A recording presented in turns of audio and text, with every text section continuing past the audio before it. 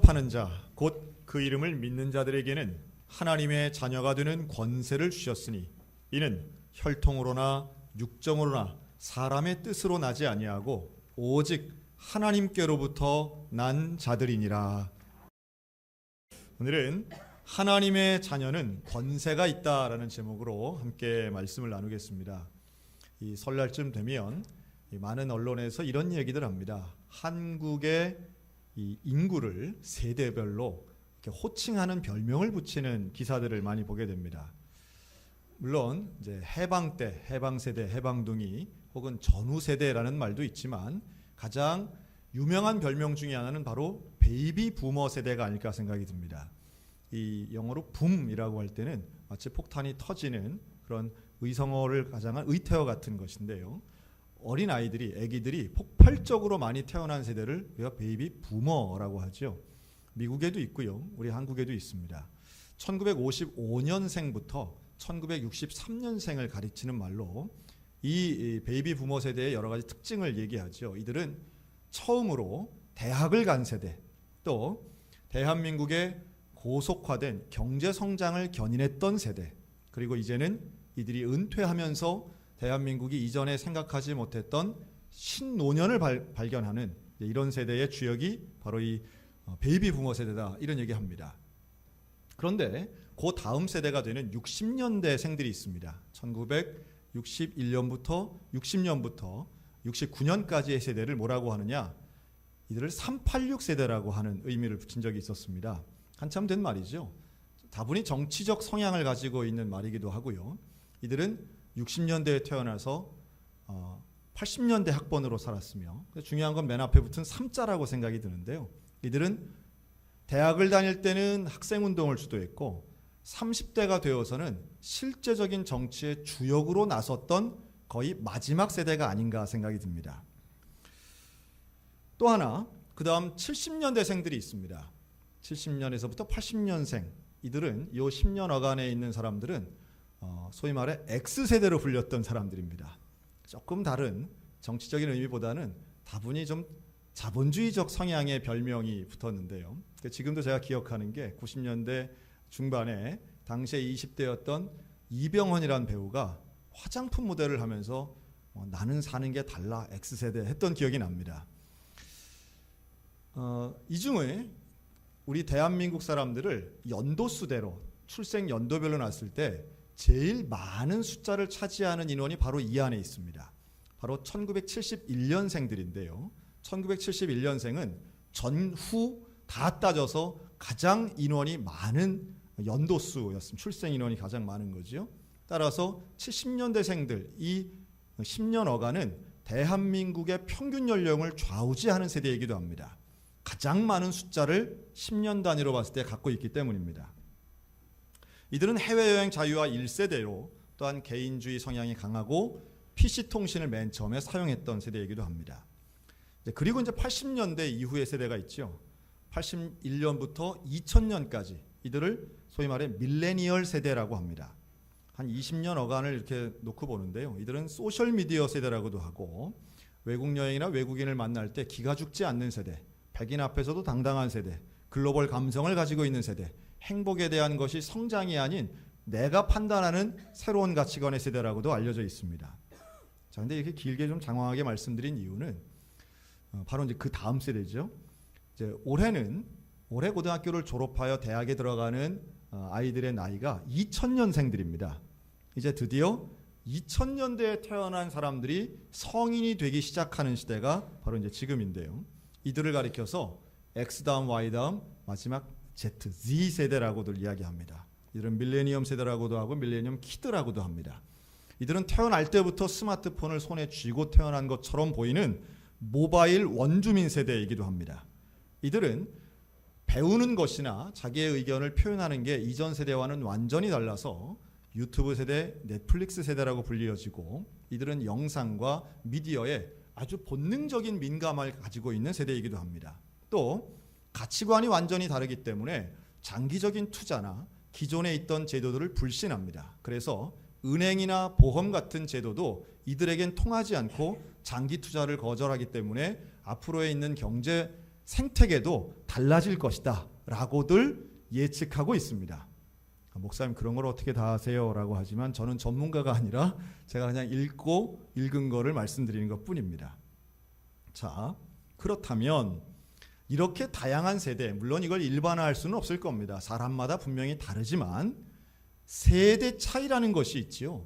그래서 나이가 들수록 나이 차이가 많이 나는 사람과 대화하는 것이 점점 힘들어집니다. 기술의 격차도 있고 표현의 격차, 또 심리적인 격차는 이루 말할 수가 없습니다. 이럴 때 어떻게 해야 될까요? 그런 차이가 많은데 오늘 제가 말씀드리고 싶은 것은 교회 안에는 이런 다양한 세대가 함께 있습니다. 그런데 다양한 세대가 있으면서도 서로 소통하지 못하는, 특별히 이런 설 명절 같은 때는 더더욱 그렇죠. 최근에 청와대 청원에 그런 게 올라갔다지요. 명절을 없애주십시오. 청와대 청원에 올라갔답니다. 뭐 그런 사람들이야 뭐 자주 있으니까. 그런데 문제는 그 이유를 이렇게 달았다는 거예요. 설 명절 내가 볼 때는 명절날 행복한 사람 아무도 없습니다 라고 하는 거예요. 어른들은 어른들대로 불쾌하고 젊은 사람은 젊은 사람들대로 힘들고 평소에 잘하면 되지 왜 명절날 길 막히는데 그게 돌아다닙니까? 이게 청원자의 변이었습니다. 아마도 말도 안 되는 소리다 이런 분들도 계실 것이고, 또 어떤 분들은 그래 그게 내가 원하는 바야 이런 분도 계실지 모르겠습니다. 문제는 우리가 조금 더 정말 사랑하고 하나가 되기 위해서 우리에게 있는 공통분모가 무엇일까? 한번 이 생각을 오늘 말씀드리고 싶습니다. 한번 따라할까요? 우리는 모두 다 하나님의 자녀입니다. 자, 하나님의 자녀라고 할 때 전제가 있습니다. 한번 이렇게 얘기할까요? 한 번만 더 따라하겠습니다. 우리는 모두 같은 아버지가 있습니다. 네, 같은 아버지 누구예요? 하나님 아버지가 우리 모두의 한 아버지이신 줄로 믿습니다. 한 아버지를 둔 같은 자녀이기 때문에 세대가 아무리 달라도 우리의 생각과 감성이 좀 다를 수는 있어도 우리 모두가 하나 될 수 있다라고 하는 거예요. 오늘 이 하나님 아버지에 대한 말씀을 좀 드리고 싶습니다. 우리가 자녀라면 당연히 아버지에 대해 알아야 되겠죠. 그런데 이 하나님 아버지를 만나는 것, 오늘 아주 중요한 요한복음 1장 12절의 말씀은 예수 믿는 사람이라면 정말 많이 들었던 말씀, 우리 모두가 거의 암송하다시피 하는 말씀입니다. 영접하는 자, 곧 그 이름을 믿는 자들에게는 하나님의 자녀가 되는 뭘 주셨대요? 권세를 주셨다고 말합니다. 이 영접이라고 하는 말, 우리가 얼마나 많이 듣는 말인지 몰라요. 우리 교회 안에서 영접은 맞이하는 거죠. 웰컴하는 겁니다. 환영하는 겁니다. 그런데 이 영접하는 자를 어떻게 설명하느냐? 곧 그 이름을 믿는 자가 영접하는 자라고 말합니다. 그래서 단계로 보면 세 단계로 나눌 수 있는데요. 영접하고 믿고 자녀의 권세를 누리며 사는 겁니다. 그런데 이 영접이 시작인 거예요. 영접은 맞아들여야 되는 거예요. 내 안으로 모시는 거예요. 믿음을 가지고 내 마음의 문을 열고 예수 그리스도를 내 안에 모시면 하나님의 자녀가 되는 권세를 누리며 살게 될 줄로 믿습니다.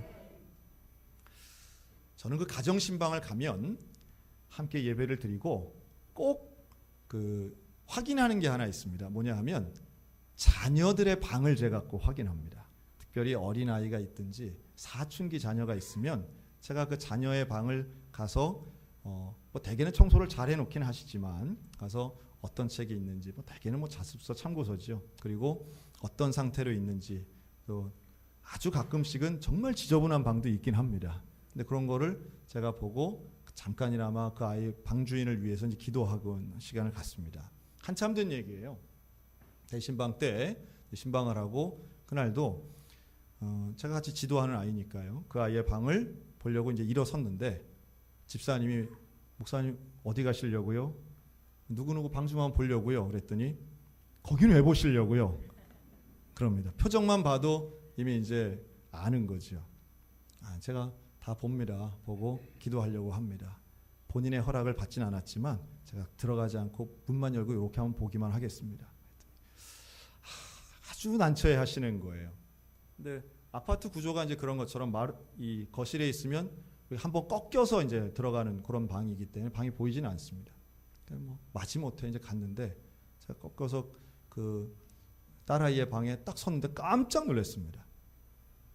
왜냐하면 방문에 구멍이 나 있는 거예요. 방문에. 문에 구멍이 났어요. 깜짝 놀랐습니다. 아주 곤란해하시는 표정을 짓는 거죠. 민망해 아주 죽어요. 여러분 이미 이게 무슨 상황인지 자녀 키워보신 분들은 아시는 분들 많으실 거라고 생각이 듭니다. 자, 몇 주 전에 일이 발생한 거죠. 뭐 얘기하고 대화하는 중에 아빠가 질문한 거에 이 딸이 틱틱댄 거예요. 툴툴댄 거예요. 되게 아빠들은 어디서 부모님들이 어디서 기분 나쁘냐면 눈빛에서 기분이 나쁘죠. 말투가 있습니다. 애가 방 안으로 들어갑니다. 방으로 들어가는 것까지는 좋은데 방문을 어떻게 해요? 잠궈요. 되게 부모와 자녀의 갈등이 시작되는 시점이 언제냐라고 저에게 물어보신다면 아들과 엄마의 시점, 이 갈등의 시점은 아들이 엄마보다 키가 커지는 순간이고요. 아빠와의 갈등의 시점은 들어가서 문꼭지에 문을 잠그면 딸깍하는 그 소리가 나는 순간부터 갈등은 시작됩니다. 요즘 문은 그게 없습니다. 요즘에 새로 지은 아파트는 대개 뭘로 열 수 있냐면 젓가락 하나면 다 열 수 있습니다. 그런데 옛날 집들은 뭐 옛날은 아니지만 어쨌든 그 문고리에 이렇게 잠금 장치가 있는 그 딸깍 소리, 이거에 아주 분노하시는 분들이 의외로 많습니다. 그러면 이제 서서 얘기하죠. 열어. 문 열어. 딱 그럽니다. 그럼 안에서 뭐라 그래요? 못 열어. 그럽니다. 대개는 짧고 단호하고 분명하게 크게 얘기하죠. 낮은 소리로. 문 열어. 못 열어. 안 열어. 못 열어. 그러면 그 다음 거의 대부분 순서가 하나, 둘, 셋 나옵니다. 그 다음 어떻게 됐을까요? 거긴 왜 구멍이 뚫렸을까요? 네. 그 아버지가 최선을 다해서 문을 열려 노력한 흔적이었습니다. 자, 그랬습니다. 충분히 이해가 되고 뭐 그렇다고 제가 문을 부신 적은 없는데 그분 발은 어떠냐, 집사님 발은 어떠냐 제가 오히려 걱정을 좀 했습니다. 제가 그런 얘기를 한 기억이 납니다. 부모가 문을 억지로 열 수는 있죠. 그런데 문을 억지로 열면 열수록 자녀의 마음은 다칠 수밖에 없다는 겁니다. 명백히 자녀가 잘못한 겁니다. 부모들은 언제나 자녀가 잘못하는 모습이 보여요. 실수하는 모습이 보여요. 그냥 두면 뻔하게 잘못 선택할 것이 보입니다. 그럼 어떻게 할까요? 고쳐주는 거죠. 잡아 끕니다. 너 거기 가면 안 돼. 너 그거 만지면 안 돼. 너 그거 선택하면 안 돼. 그건 어리석은 짓이야. 그건 안 돼. 그럼 어디로 가야 됩니까? 여기 가야지. 이거 해야지. 이거 골라야지. 우리는 정답을 정해주고 정답을 가르쳐주는 일에 어릴 때부터 참 익숙하게 살아온 것 같습니다. 그런데요, 우리 아버지 되신 하나님은 어떤 분이신가? 우리 예수님은 어떤 분이신가라고 하면 계시록 3장 20절 아주 유명한 말씀이죠. 볼지어다 내가 문 밖에 서서 두드리노니 누구든지 내 음성을 듣고 문을 열면 내가 그에게로 들어가 그로 더불어 먹고 그는 나로 더불어 먹으리라. 우리 예수님이 우리에게를 대하시는 태도가 어떠신가 하면 예수님은 문 밖에 서서 두드리시더라는 거예요. 전지전능하신 하나님이 그 문짝 하나 못 열겠습니까? 정말 들어오길 원하시는 예수님이 그냥 벌컥 열고 들어오지 않으시고 기다리신다는 거예요. 우리 아버지가, 우리 하나님 아버지는 자녀들을 무례하게 대하지 않으시는 분이라고 하는 거예요. 문을 두드리고 기다리십니다. 내가 문을 열어서, 문 안쪽에 있는 내가 그 문을 열어서 주님을 영접해 주시기를 우리 주님은 기다리시더라는 거예요. 여러분, 그 아버지를 문을 열어 영접하시기를 주님의 이름으로 권면합니다.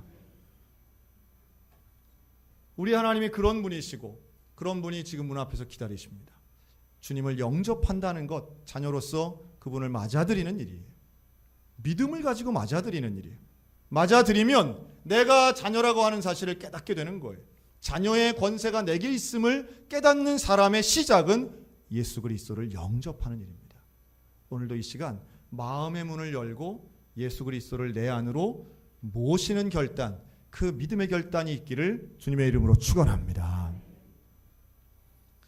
자녀 이야기를 하나만 더 합니다. 제가 아이들하고 저희 아이들이 어릴 때 이렇게 할인점을 갑니다. 뭐 이마트도 가고 홈플러스도 가고 이럴 때 가면 그 안에 엘리베이터가 있을 때가 있어요. 근데 아이들은 엘리베이터를 타면 엘리베이터가 무슨 장난감처럼 그 버튼을 누르기도 하고 타면 다들 즐거워합니다. 그런데 문제는 언제 발생하느냐 하면 그 엘리베이터에 사람들이 많이 타는 순간 위기가 옵니다. 왜냐하면 어른보다 한 허리 정도밖에 안 오는 이 어린아이는 사람이 많이 타면 갑갑한 거예요. 눈이 보이지 않아요. 깜깜한 거예요. 그냥 낯 모르는 아저씨 엉덩이만 보고 서 있으면 그 순간 무서운 거죠. 깜깜한 거예요. 그럼 아이들이 어떻게 하나요? 저희 은지가 참 그걸 자주 했어요. 그러면 아빠를 보고 위로 봅니다. 아빠를 향해서. 위를 보고 손을 들면서 뭐라 그래요? 한번 따라 할까요? 아빠 안아줘. 안아줘 그래요. 그거 보고 안 안아줄 아빠는 없습니다. 제가 참 많이 안아줬던 것 같아요. 그러면 들어 올립니다. 아이를 들어 올려요. 들어 올려서 제 어깨에 안아줍니다. 그러면 조금 전까지만 해도 답답해하고 불안해하고 두려워하던 아이가 금방 안정을 찾아요. 물론 안아주는 행위 자체가 사람에게는 안정감을 주기도 합니다. 그런데 또 하나의 차이점이 있죠. 아버지에게 안기는 그 순간 내가 바라보는 눈높이가 달라지는 거예요. 아이들은 유독히 무등 타는 거 상당히 좋아합니다. 아마 여기 있는 어른들 중에 무등 찾아고 해도 무서워서 못할 분들 많을 거예요. 근데 아이들은 무등 타는 걸 참 좋아해요. 여러 가지 이유가 있겠으나 무등을 타는 그 순간 내가 보는 시각이 곧 나의 부모의 시각과 동일화될 때 우리의 마음은 평강을 얻는다는 거예요. 아래쪽에서 볼 때는 답답합니다. 안 보이면 불안한 거예요. 앞날이 캄캄한 거예요. 우리의 인생도 좀 비슷한 면이 있지요. 한 치 앞을 내다볼 수 없어요. 모르기 때문에 불안한 거예요. 알 수 없기 때문에 무서운 거예요. 무섭기 때문에 우리는 여유가 없고 두렵기 때문에 평강을 누리지 못해요. 그런데 볼 수 있으면 달라집니다. 볼 수 있으면 이게 별거 아니구나. 이게 위에는 괜찮구나. 이게 위험한 상황이 아니구나. 잠시 있으면 문이 열리겠구나. 사람이 많은 것뿐이구나. 이거 알게 되면 우리의 마음은 두려운 불안감을 충분히 이겨낼 수 있다는 거죠. 예수 그리스도를 영접하여 주님 품에 안겨 있으면 저는 그때 저를 향해 손을 내밀던 저희 어린 딸의 모습이 마치 우리가 예배를 드릴 때 찬양을 할 때 손을 들어 하나님 앞에 찬양하는 거하고 많이 흡사하다는 생각이 듭니다. 오늘도 이 시간 예배를 드리고 기도하며 마치 손을 내밀어 아빠 나 좀 안아주세요 라고 말하는 그 어린 자녀의 마음처럼 하나님 아버지 날 좀 붙잡아 주세요. 날 좀 안아주세요. 날 좀 올려주세요 라고 하는 그런 간절한 심령의 마음으로 예배드리는 우리들 가운데 하나님의 시선과 하나님의 시각이 소유되시기를 주님의 이름으로 축원합니다. 하나님의 마음을 품고 그 믿음을 가지고 세상을 바라보면 담대할 수 있다는 사실이에요. 왜냐하면 하나님이 보는 것을 나도 보기 때문입니다. 주님이 말씀하세요. 너희는 무엇을 먹을까? 무엇을 입을까? 염려하지 말라. 염려하지 말라. 여러분 염려하지 않는 것이 우리 하나님의 뜻인 줄로 믿습니다. 걱정하지 말라는 거예요. 왜 그렇습니까? 하나님께서 책임져 주신다라고 하는 말씀이에요. 아이고 목사님 그래도 힘든데 그래도 막막한데 그렇죠. 여러분 부모의 마음은 자녀들이 염려하고 걱정할 때마다 참 안타까운 게 많아요. 날 믿어라. 부모를 좀 믿어라. 내가 다른 건 몰라도 너는 책임진다. 이게 부모의 마음 아니겠어요? 하나님의 마음도 우리가 똑같아요. 자녀들을 향하여 나의 말을 믿으라는 거예요. 왜 예수님을 영접하는 사람에게 믿음이 필요한가? 우리가 하나님을 향해서 하나님과 나 사이의 관계, 그 관계의 끈은 오직 하나 믿음뿐인데 그 믿음으로 하나님 말씀하시는 걸 내가 믿고 하나님이 계시다는 걸 믿고 나와 동행하신다는 걸 믿으면 우리는 담대하여 하나님이 원하시는 그 거룩한 사명 가운데 다다르게 될 줄로 믿습니다. 그 사명을 우리가 좀 가지고 아버지의 시각을 가지고 살아가는 거예요. 자, 그러면 우리에게 놀랍게도 자녀의 권세가 주어집니다. 여러분, 이 자녀의 권세를 좀 이해하기 쉽게 한 문장으로 표현하면 저는 이렇게 말하고 싶어요. 아버지의 것이 다 내 것 되는 권세입니다. 부모님이 돌아가시면 그 남아있는 재산을 상속받을 경우가 있습니다. 상속받는. 그런데 여러분, 상속받을 때 자격이 뭔지 아세요? 상속받을 사람은 뭐 대학을 나와야 된다. 상속받는 사람은 연봉이 얼마야 된다. 상속받는 사람은 뭐 어때야 된다. 여러분, 이런 자격이 없어요. 상속자의 자격은 오직 하나입니다. 혈육이냐, 자식이냐, 이거 보는 거예요. 가족이냐, 이거 보는 거예요. 하나님께서 우리에게 자녀의 권세라고 할 때, 내게 있는 모든 것을 너에게 유업으로 준다, 상속한다라고 할 때 조건은 오직 하나예요. 하나님의 자녀라고 하는 겁니다. 사랑하는 성도 여러분, 우리는 하나님의 유업을 상속받는 하나님의 자녀임을 믿으시고 그 자녀의 자부심 갖게 되시기를 축복합니다. 자녀로서의 자부심이 있어야 되는 거예요. 여러분, 아이들이 친구하고 놀다가 야, 이제 누구네 집 가서 놀자 그래요? 우리 집 가서 놀자. 우리 집. 그 우리 집에 가면 누구 방이 있어요? 우리 집 가서 내 방에서 놀자 이럽니다. 여러분, 그런데 그 우리 집이라고 말하는 이 아들내미가 집 살 때 돈 보탰어요? 안 보탰어요? 하나도 안 보탰어요. 자기 내 방이야 라고 하는데 그 내 방 꾸미는데 얘가 돈 10,000원이라도 됐나요? 하나도 안 됐어요. 그런데도 왜 그렇게 당당하고 뻔뻔하게 이건 우리 집이고 이건 내 방이라고 말합니까? 부모님의 거니까요. 부모의 거니까, 아버지 거니까 내 거라는 거예요. 하여튼 오해는 하지 마세요. 불효자의 이야기가 아니라 관계에 대한 말씀을 하는 겁니다. 하나님과 우리의 관계도 마찬가지예요. 하나님의 거가 내 거라고 하는 사실. 여러분, 이것이 믿어지면 우리는 세상을 당당하게 살아갈 수 있는 줄로 믿습니다. 세상을 창조하신 그 주님이, 인류를 구원하신 그 주님이 우리에게 모든 것을 다 주시겠다고 말씀하시는, 하나님의 걸 다 주시겠다는 거예요. 그러니 걱정하지 말라는 거죠. 여기 주님이 이렇게도 약속하십니다. 너는 고아가 아니야. 너는 고아가 아니야. 내가 너희를 고아같이 버려두지 아니하고 너희에게로 오리라. 요한복음 14장 18절 말씀이에요. 고아는 버림받습니다. 버림받은 거예요. 그러나 고아가 아니라는 거예요. 육체의 부모님이 안 계신 분들 계실지 모르겠어요. 그러나 그런 경우를 우리 고아라고 하지만 영원하신 우리의 하늘 아버지는 우리를 고아라고 말씀하지 않고 우리를 자녀로 말씀하십니다. 그리고 얼마나 사랑하시는가 하면 우리에게 모든 것을 주시도록 사랑하는 거예요. 그런데 그래요? 하나님 걸 다 받았는데 왜 내 인생은 이렇게 부족한 것 같습니까? 라고 하시는 분들 혹시 계실지 모르겠어요. 하나님이 하늘의 권세를 주시고 하나님의 것을 다 주셨다는 말씀은 이렇게 표현할 수 있습니다. 한번 따라할까요? 나는 천하보다 귀합니다. 하나님은 우리 한 사람 한 사람을 천하보다 귀한 존재로 여기시는 줄로 믿습니다. 우리를 사랑하시는데 천하보다 귀하게 여기시고, 우리를 사랑하시는데 예수 그리스도를 십자가에 희생하도록 우리를 사랑하신 거예요. 왜요? 우리가 하나님의 자녀이기 때문입니다. 모든 걸 주시는 거예요. 모든 걸 허락하시고 우리 가운데 정죄하지 않으시고 우리를 구원하시는 그 하나님의 은혜. 여러분, 이것을 믿음으로 받아들이는 하나님의 자녀들이 되셨으면 좋겠습니다. 어떤 자매가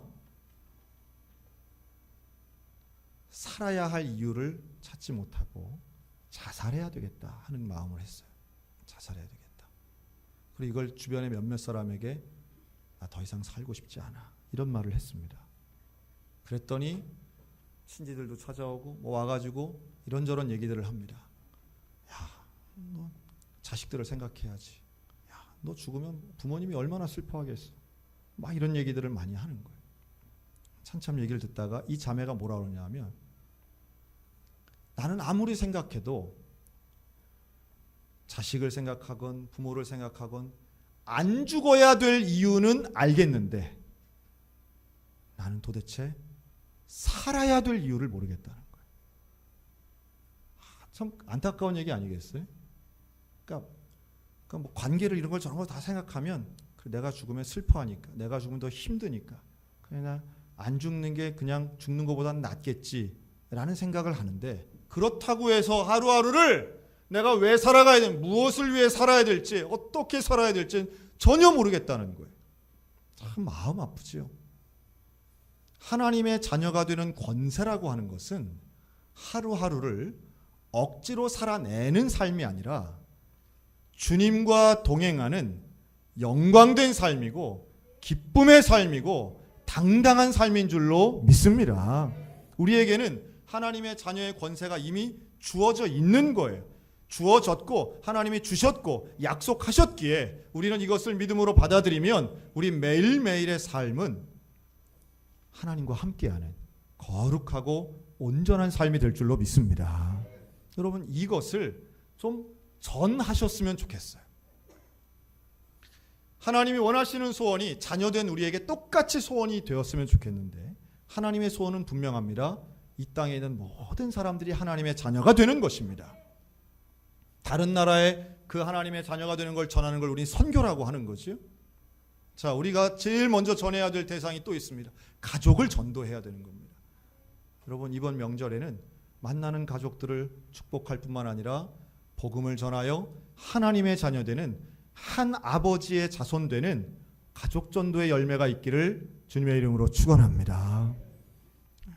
우리 그래야 되는 거죠. 그것이 우리의 소원이요, 하나님이 정말 원하시는 겁니다. 이런 일들을 이루는 방법 하나만 소개한다면, 우리에게는 예수의 이름을 사용할 권세도 있는 줄로 믿습니다. 예수의 이름을 사용할 권세를 우리에게 주셨어요. 우리가 간절히 기도하면 기도의 제목을 가지고 기도하고 마지막에 무슨 이름으로 우리가 기도합니까? 예수 그리스도의 이름으로 기도합니다. 그 예수 그리스도의 이름을 사용할 권세를 우리에게 주셨으니 그 이름으로 기도하면 무엇이든지 원하는 대로 구하라, 그리하면 이루리라 약속하신 줄로 믿습니다. 우리가 매면 매이고 풀면 풀리는 역사가 예수 그리스도의 이름으로 이루어지는데, 이 모든 것이 자녀의 권세 가운데 있다라고 하는 거예요. 사랑하는 성도 여러분, 오늘 우리 가운데 이 하나님의 자녀의 권세가 있기를 주의 이름으로 축원합니다. 예수 그리스도를 영접함으로, 믿음으로 영접함으로 자녀의 권세를 누려서 당당하고 평안한 삶을 매일마다 누리며 살았으면 좋겠습니다. 이번 명절 온 가족이 하나님의 자녀가 되고 믿음으로 하나 되어서, 제가 이럴 때마다 늘 신경 쓰이는 분들이 있습니다. 만날 가족도 없고 뭐 할 명절 차릴 것도 없는 분들도 분명히 많은 걸 압니다. 하늘아버지의 위로와 하늘아버지의 격려가 있으시기를 축원합니다. 또 주님과 동행하는 그 믿음을 가지고 당당하게 사시기 바랍니다. 우리 아버지가 하나님이야. 조금 좀 다른 이야기지만, 그럼 예수님이 나의 형제 아니겠어요? 예수님은 우리에게 형제라고 부르기를 주저하지 않으신 분입니다. 그 예수님의 이름으로 온전히 기도하여 오늘도 승리하며 나아가는 하나님의 자녀 권세를 누리며 사는 우리 모두가 다 되시기를 주님의 이름으로 축원합니다. 아멘.